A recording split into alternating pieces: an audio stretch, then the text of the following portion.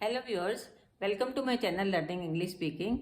So again and again daily I tell you that please practice for learning speaking English. That is a must. जब तक आप practice नहीं करेंगे नहीं आएगा.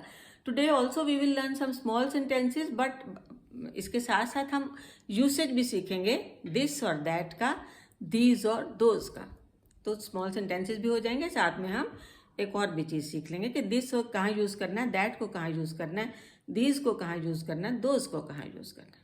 तो बहुत आसान है. देखिए जो दिस है वो यूज़ होता है पास जो हमारी चीज़ है, नियर चीज़ों के लिए. And that is use for the far things, जो दूर पड़ी हुई हैं उसको हम दैट कहते हैं. और दिस जो हमारे पास है, बहुत नियर है, उसे हम दिस कहते हैं. And this and that both are used for singular things. उसमें हम हमेशा सिंगुलर एक ही चीज़ की बात जब करते हैं तो दिस या दैट लगाते हैं. पास वाली चीज़ के लिए दिस, दूर वाली चीज़ के लिए दैट लगाते हैं. अब आता है दीज और those.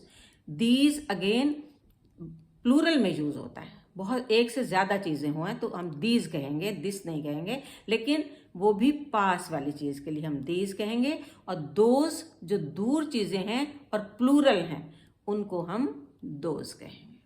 I think it is clear. That is use for the far off things but for singulars. Those is use for the plural things but for far off things.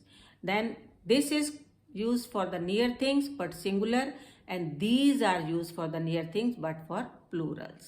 I think it is very clear to all of you. So just see the examples. This is a ball. ये मेरे हाथ में है ना, मेरे बिल्कुल पास है. तो this is a ball.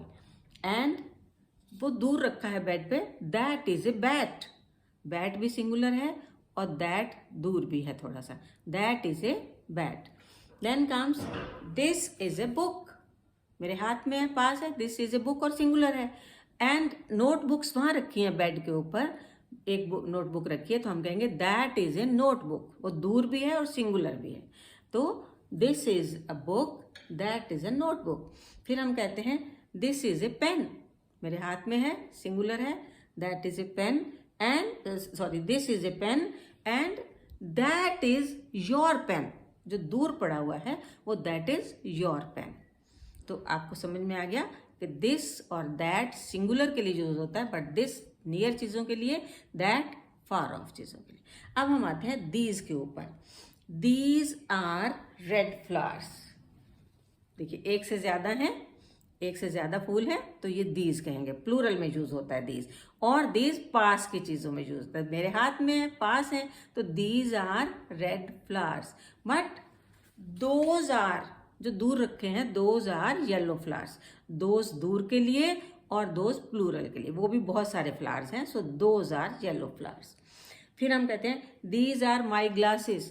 Glass आपके हाथ में है, दो चार हैं, तो दीज आर माई ग्लासेस क्योंकि वो मेरे पास हैं. और जो दूर रखे हैं, जो आपके अलमीरा में रखे हैं, हम कहते हैं दोज आर योर ग्लासेस. वो तुम्हारे हैं. तो इस तरह हम देखते हैं कि हमारे पास बहुत सी एग्जाम्पल्स हम ले सकते हैं इसके लिए. अब आप देखिए, लेकिन please one thing I tell you, please make 5 sentences for this, 5 sentences for that, 5 for these and 5 for those. ज़रूर से बनाइए ये सेंटेंसेस, उनकी प्रैक्टिस कीजिए, सीखिए. आपको अच्छा लगेगा कि जो आपके पास चीज़ होगी सिंगुलर है तो दिस कह के उसको बनाइए सेंटेंस, और जो आपसे दूर चीज़ होगी सिंगुलर है उसे दैट कह के बनाइए. फिर बहुत सारी चीज़ें हैं, अगर जैसे मैंने फ्लावर्स दिखाए थे तो आपके पास बहुत सारे, या मैंने आपको बहुत सारे पेन्स दिखाए थे. These are my pens, those are your pens. जो दूर है, ज़्यादा पेन है तो इस तरह से आपके पास कई सारे आइटम होते हैं. These are my bags, those are your bags. इस तरह से this is my table. This is my paper, that is your paper. This is my table, that is your table. तो सिंगुलर में दिस और that, और this near की चीज़ों के लिए, दैट दूर की चीज़ों के लिए. दोज में प्लूरल थिंग्स के लिए बट नियर, और जो दोज है उसको प्लूरल थिंग्स बट दूर की चीज़ों के लिए. तो प्लीज़ इनके 5 सेंटेंसेस चारों के, दिस एंड दैट के, दीज एंड दोज के बनाइएगा.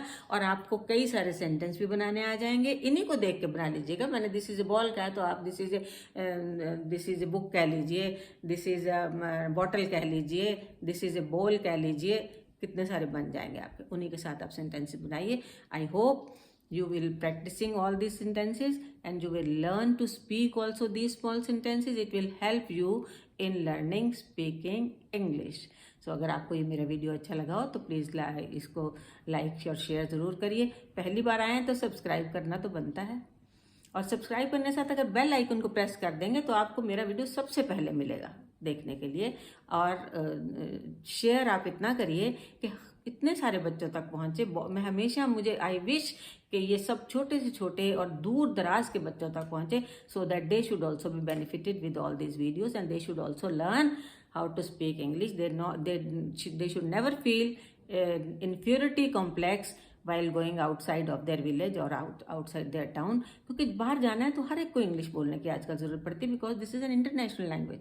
कहीं भी काम के लिए आप जाते हैं तो आपको इंग्लिश बोलने की ज़रूरत पड़ती है।